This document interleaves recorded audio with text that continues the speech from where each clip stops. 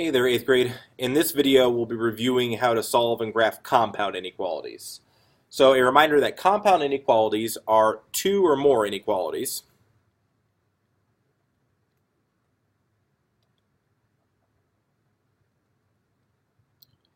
graphed together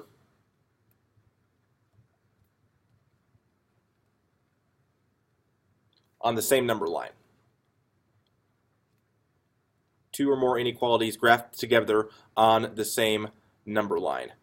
And we have two different types of compound inequalities. We have what we call OR inequalities, and then we have what we call AND inequalities. So we're going to start with the first type, and that would be the OR inequalities.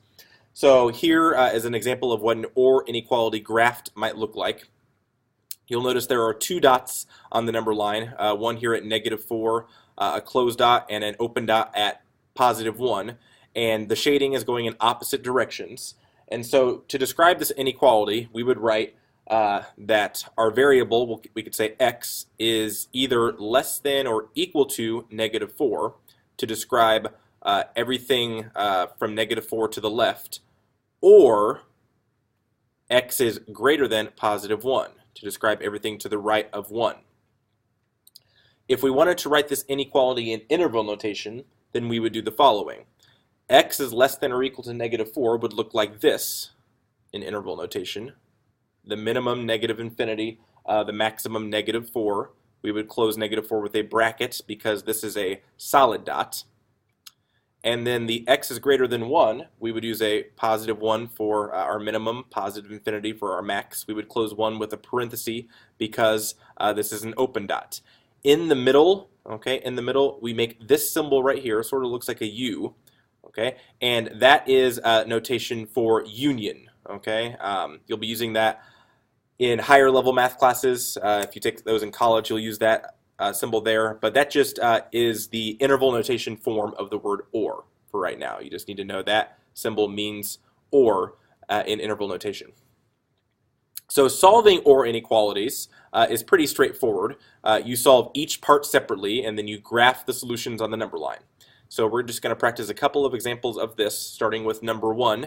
I have -3y plus 8 is less than or equal to -7, or 10y minus 3 is less than or equal to -33. So I'm basically going to treat this like two separate inequalities. So solving the one on the left, we'll subtract 8 from both sides. That gives me -3y is less than or equal to -15. And then dividing by -3 is going to flip my inequality sign here. So I get y is greater than or equal to +5. I'll then solve the inequality on the right side. I need to add 3 first, so 10y is less than or equal to -30, and then when I divide both sides by 10, I get y is less than or equal to -3. Okay, so my answer to this would be y is greater than or equal to 5, or y is less than or equal to -3. To graph this, I'm going to use a solid dot on +5, and my shading will be to the right for greater than or equal to. I will also use a solid dot on -3.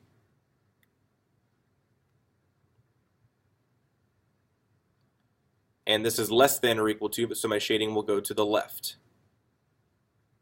So this is what the graph looks like. For interval notation, I'm simply going to list each of these inequalities in interval notation with that union symbol in the middle. When I list this, I start with my leftmost inequality. So this one here will be -infinity, comma, -3. We'll close -3 with a bracket. And then we union that with +5, closed with a bracket, comma, +infinity. So that would be the interval notation for this example. Looking at number 2, we have 8 minus x all over -3 less than or equal to -5, or 5 minus 3 halves x is less than -1. Again, I'm going to solve both of these inequalities separately. My first step for this leftmost inequality should be to multiply both sides by -3 to get rid of this -3 denominator. So when I do that on the left side, I'm left with the numerator 8 minus x. I'm multiplying both sides by a negative, so my inequality sign flips to a greater than or equal to, and then -5 times -3 is +15. So from there I can subtract 8 from both sides, and I get negative x is greater than or equal to 7. And then I need to solve for x, so that means dividing both sides by negative 1. That gives me x is less than or equal to, because I'm dividing by a negative, my sign will flip again, negative 7. Your second inequality, we'll subtract 5 first from both sides. So we get negative 3 halves x is less than negative 6. And then to get rid of this negative 3 halves here, I need to multiply by the reciprocal, which is negative 2/3. Okay, we're still multiplying by a negative, we're just flipping our fraction. So that means that my inequality sign is going to flip again to a greater than sign. Negative 6 times negative 2/3 is a positive 4. So we have x is less than or equal to negative 7, or x is greater than 4. So the graph of this will look like this. It will be a solid dot on negative 7, and our shading will go to the left. It will be an open dot on positive 4, and our shading there will go to the right. For the interval notation, again, I'll start with my left inequality. So this will be negative infinity, comma, negative 7, closing that with a bracket. And that is going to be unioned with positive 4, positive infinity, and both of those close with parentheses for the open dot. So that's or inequalities. Now on the back side, we're going to talk about and inequalities, the second type of compound inequality. So and inequalities would look like this if you were to take a look at the graph. This is an example of an and inequality where the solution set lies between two endpoints. If I wanted to write the solution for this graph, it would be all x values greater than or equal to negative 2 and all x values less than positive 5. Okay, so that and implies that our solutions lie between negative 2 and positive 5. The interval notation for this, well, the minimum value is negative 2, and that solid dot means I close that with a bracket. The maximum value is positive 5. The open dot means I close that with a parenthesis. So this is an interval notation where there are no infinity symbols because there is a minimum and there is a maximum. This shading does not go on forever in either direction.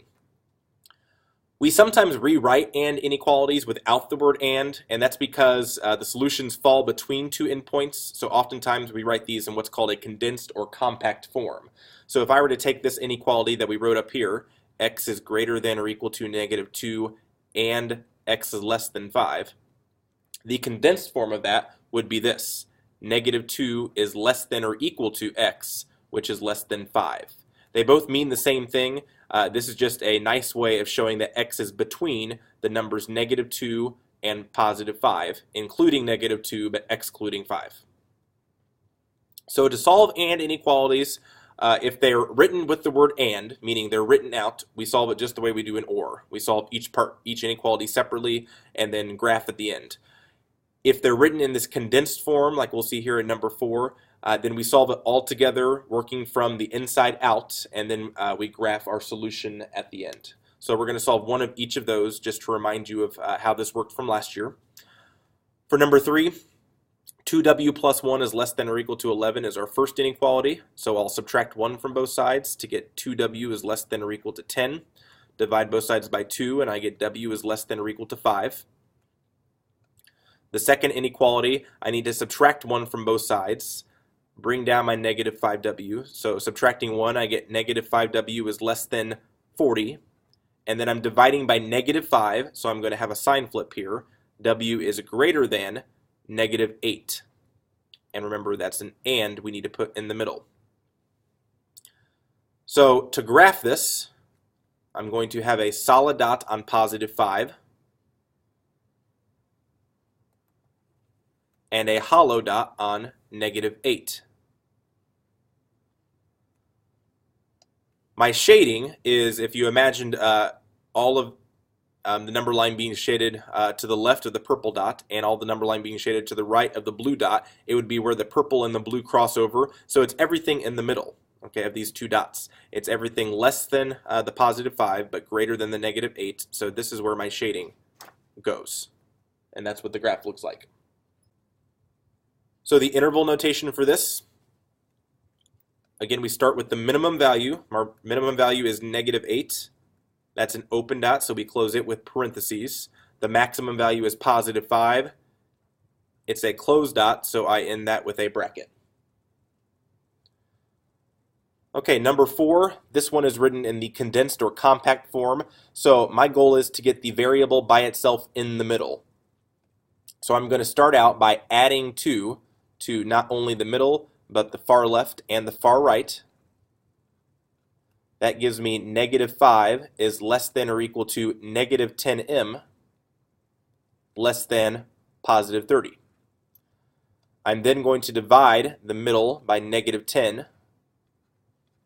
I'll do the same thing on the far left and the far right. My rules still applies. When I divide by a negative, my inequality signs flip. So -5 over -10 gives me a +1/2 here, but this inequality sign flips to a greater than or equal to. We're left with m in the middle. I flip this other less than sign to a greater than, and 30 divided by -10 is -3.